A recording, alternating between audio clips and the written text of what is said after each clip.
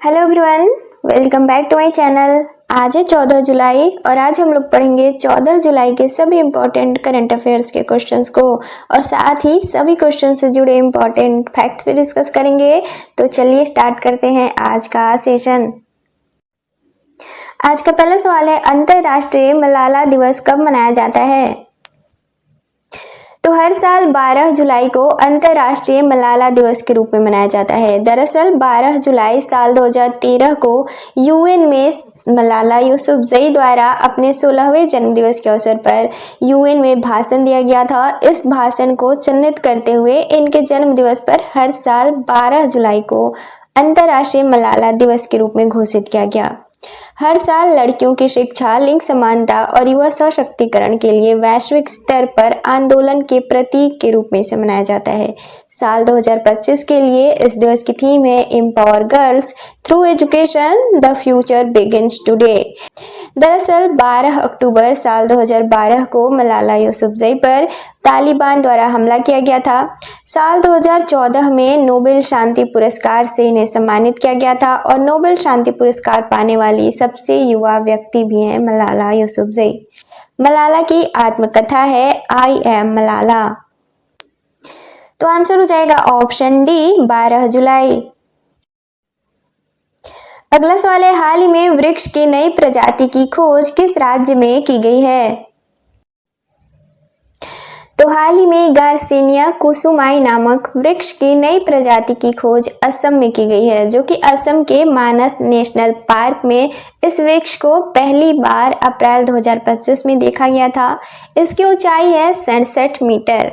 स्थानीय रूप से इसे असम में थोईकोरा के नाम से जाना जाता है। वैश्विक स्तर पर गार्सिनिया की 414 प्रजातियां पाई जाती हैं। भारत में 33 प्रजातियां पाई जाती हैं और सिर्फ असम में 12 प्रजातियां पाई जाती हैं।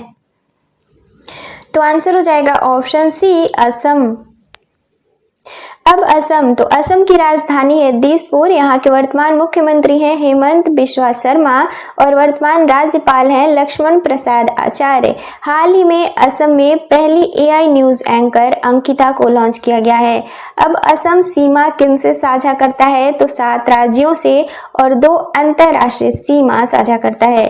पूर्व में नागालैंड और मणिपुर से, पश्चिम में पश्चिम बंगाल से, दक्षिण में मेघालय, त्रिपुरा और मिजोरम से, उत्तर और पूर्व में अरुणाचल प्रदेश से और अंतर्राष्ट्रीय सीमा भूटान और बांग्लादेश से साझा करता है।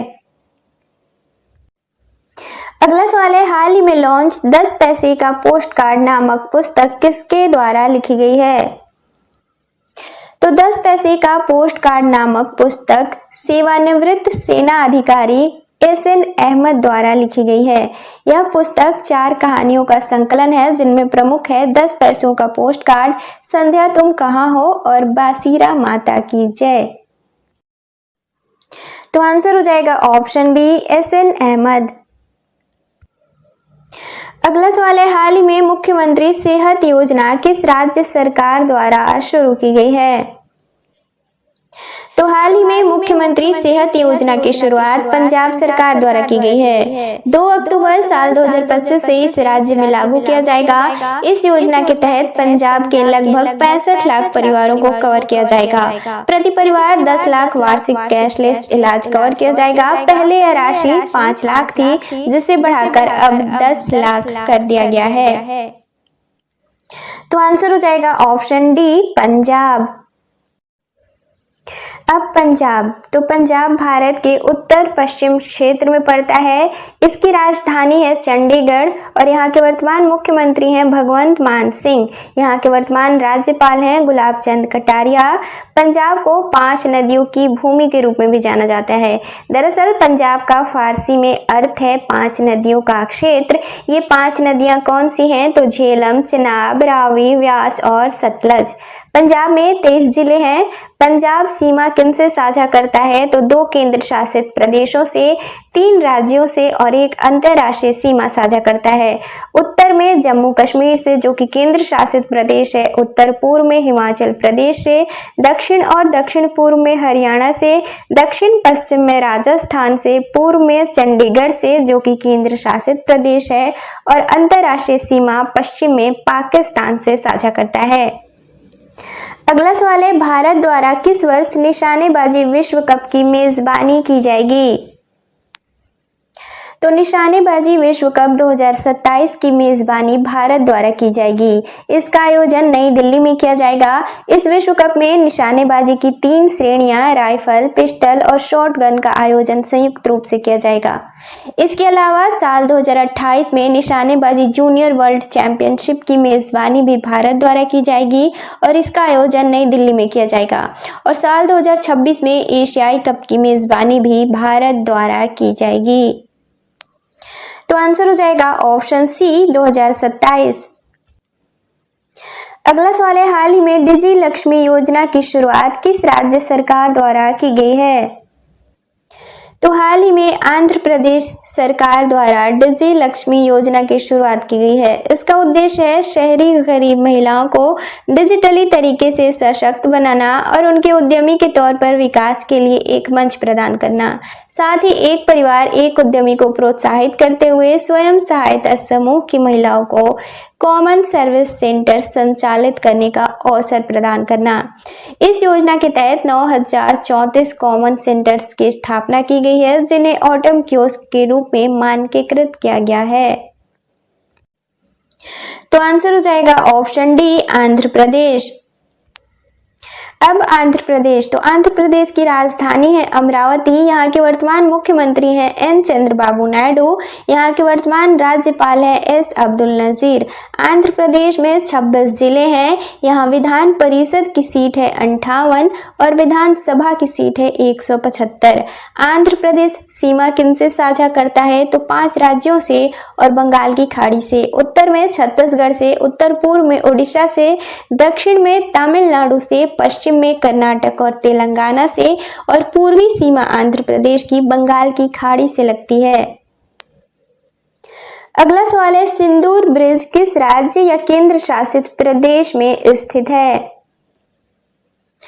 तो हाल ही में महाराष्ट्र के मुंबई में स्थित कर्नाट ब्रिज का नाम बदलकर सिंदूर ब्रिज रख दिया गया है।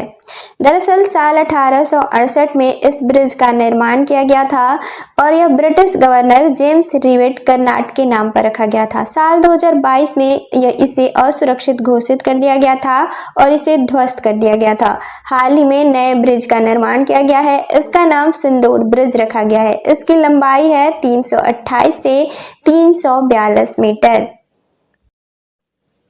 तो आंसर हो जाएगा ऑप्शन सी महाराष्ट्र। अब कुछ और सवालों को वन लाइनर के तौर पर देखेंगे। तो पहला सवाल है, हाल ही में चिंता रविंद्रन पुरस्कार से किसे सम्मानित किया गया है? तो शरण कुमार सिंबाले को। अगला है, 6 जुलाई 2025 को श्यामा प्रसाद मुखर्जी की कौन सी जयंती मनाई गई है? तो 125वीं। अगला है, हाल ही में पीटर रुफाई का निधन हुआ है। यह किस देश के प्रसिद्ध फुटबॉल खिलाड़ी थे? तो नाइजीरिया के। अगला है, राष्ट्रीय मत्स्य किसान दिवस कब मनाया जाता है? तो 10 जुलाई को। अगला है, किस राज्य ने बैटरी निर्माण के लिए राष्ट्रीय पुरस्कार जीता है? तो तेलंगाना ने। अगला है, हाल ही में किस राज्य में फर्जी संतों के खिलाफ ऑपरेशन कालनेमी शुरू किया गया है? तो उत्तराखंड में। अगला है, हाल ही में जारी टाइम 100 क्रिएटर्स लिस्ट 2025 में एकमात्र भारतीय के तौर पर कौन शामिल किए गए हैं? तो प्राजक्ता कोहली। अगला है, $4 ट्रिलियन मूल्य तक पहुंचने वाली पहली कंपनी कौन सी बनी है? तो एनवीडिया। अगला है, हाल ही में गणेश उत्सव को किस राज्य का राज्य उत्सव घोषित किया गया है? तो महाराष्ट्र का। अब कल के क्वेश्चंस का रिवीजन करेंगे। तो कल संडे था, जिस दिन हम लोग पूरे वीक के क्वेश्चंस का रिवीजन करते हैं। तो आज हम लोग 12 जुलाई को पढ़े गए करंट अफेयर्स के सभी इंपॉर्टेंट क्वेश्चंस का रिवीजन करेंगे। तो 12 जुलाई का पहला सवाल था, विश्व जनसंख्या दिवस कब मनाया जाता है? तो इसका राइट आंसर था ऑप्शन डी 11 जुलाई।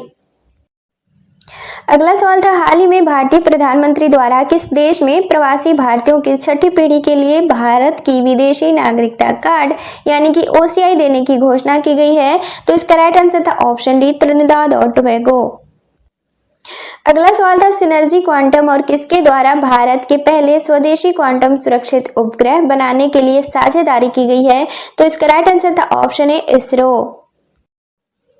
अगला सवाल था, वूला चाय किस राज्य से संबंधित है जिसे 20 वर्षों के लिए भारत की पहली बैगलेस चाय का पेटेंट मिला है? तो इसका राइट आंसर था ऑप्शन ए, असम। अगला सवाल था, 1 जनवरी 2026 से बुल्गारिया यूरोजोन में शामिल होने वाला कौन सा देश बन जाएगा? तो इसका राइट आंसर था ऑप्शन ए, 21वां।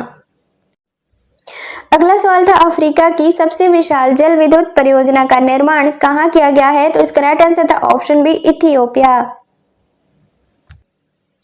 अगला सवाल था, हाल ही में किस देश द्वारा भारतीय प्रधानमंत्री को अपने सर्वोच्च नागरिक सम्मान the order of the most ancient welwitschia mirabilis से सम्मानित किया गया है? तो इसका राइट आंसर था ऑप्शन सी, नामीबिया। और 12 जुलाई के वन लाइनर के सवाल थे। पहला था, हाल ही में ब्रिक्स CCI महिला विंग की सह अध्यक्ष कौन नियुक्त की गई हैं? तो इसका आंसर था प्रियंका कक्कड़। अगला था, हाल ही में एशिया की सबसे बुजुर्ग हथनी वत्सला का किस टाइगर रिजर्व में निधन हुआ है? तो पन्ना टाइगर रिजर्व में। पन्ना टाइगर रिजर्व मध्य प्रदेश में स्थित है। अगला है, हाल ही में अमेरिका में विश्व पुलिस और अग्निशमन खेलों में भारत के किस राज्य की पुलिस ने सर्वाधिक पदक जीते हैं? तो उत्तर प्रदेश। अगला है, हाल ही में किसने मैसेजिंग ऐप बिटचैट लॉन्च किया है? तो जैक डॉर्सी ने। अगला है, हाल ही में केंद्रीय मंत्री धर्मेंद्र प्रधान द्वारा यूपी के किस शहर में एग्रीटेक इनोवेशन हब का उद्घाटन किया गया है? तो मेरठ में। अगला था, केंद्रीय विश्वविद्यालयों के कुलपतियों का 2 दिवसीय सम्मेलन कहाँ आयोजित किया गया है? तो गुजरात में। अगला था, विश्व किस्वाहिली भाषा दिवस कब मनाया जाता है? तो 7 जुलाई को। अगला था, हाल ही में 1 करोड़ शेयर बाजार निवेशकों को पार करने वाला तीसरा भारतीय राज्य कौन सा बना है? तो गुजरात। और 12 जुलाई का लास्ट क्वेश्चन था, हाल ही में दुनिया का सबसे बड़ा फिक्स्ड वायरलेस एक्सेस प्रदाता कौन बना है? तो जियो।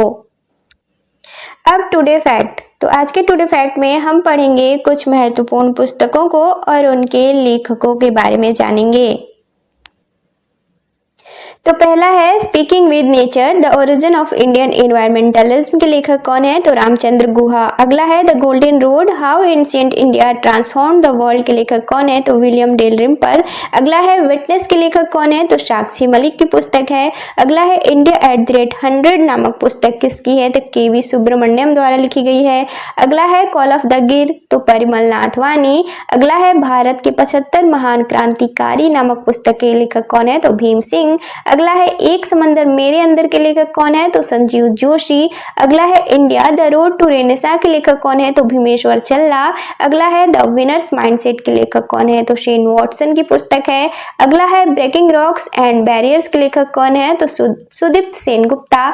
अगला है Kargil war the turning point के लेखक कौन है? तो मगोद बसप्पा रविंद्रनाथ। अगला है अ fly on the RBI wall के लेखक कौन है? तो अल्पना किलावाला द्वारा लिखी गई है। अगला है the chief minister and the spy नामक पुस्तक के लेखक कौन है? तो अमरजीत सिंह दुल्लत द्वारा लिखी गई है। अगला है PMO prime minister office through the years नामक पुस्तक के लेखक कौन है? तो हिमांशु रॉय। अगला है Indira Gandhi and the years that transformed India नामक पुस्तक किसके द्वारा लिखी गई है? तो श्रीनाथ राघवन के द्वारा। अगला है नैरेटिव्स ऑफ द बेंच अ जज स्पीक्स नामक पुस्तक किसके द्वारा लिखी गई है? तो NV रमन्ना के द्वारा। अगला है the diary of a cricketers wife किसके द्वारा लिखी गई है? तो पूजा पुजारा के द्वारा। अगला है व्हाइट लिलीज, तो विद्या कृष्णन द्वारा लिखी गई है। अगला है a different kind of power किसके द्वारा लिखी गई है? तो जसिंदा अर्डन के द्वारा। अगला है वुमेन लाइफ फ्रीडम नामक पुस्तक किसके द्वारा लिखी गई है? तो चौरा मकरमी के द्वारा। The women who run AIIMS नामक पुस्तक किसके द्वारा लिखी गई है? तो डॉक्टर स्नेह भार्गव के द्वारा। अगला है हाउ इंडिया स्केल्ड MTG के लेखक MTG20 के लेखक कौन है? तो अमिताभ कांत। अगला है आई हैव द स्ट्रीट्स अ कुट्टी क्रिकेट स्टोरी के लेखक कौन है? तो रविचंद्रन अश्विन। और सिद्धार्थ मोंगा द्वारा लिखी गई पुस्तक है। अगला है 5 डिकेड्स इन पॉलिटिक्स के लेखक कौन है, तो राशिद रिदवाई। अगला है द आइडिया ऑफ डेमोक्रेसी के लेखक कौन है, तो सैम पित्रोदा। अगला है Indian renaissance the Modi decade किसके द्वारा लिखी गई है, तो डॉक्टर ईश्वर पंडित के द्वारा। अगला है parliament powers functions and privilege नामक पुस्तक के लेखक कौन है, तो डॉक्टर के.एस. चौहान। अगला है द महात्माज मैनिफेस्टो के लेखक कौन है, तो राजेश तलवार। अगला है द आइडिया ऑफ डेमोक्रेसी किसके द्वारा लिखी गई है, तो सैम पित्रोदा के द्वारा। और अगला है treasures of the Gupta empire के लेखक कौन है, तो डॉक्टर संजीव कुमार।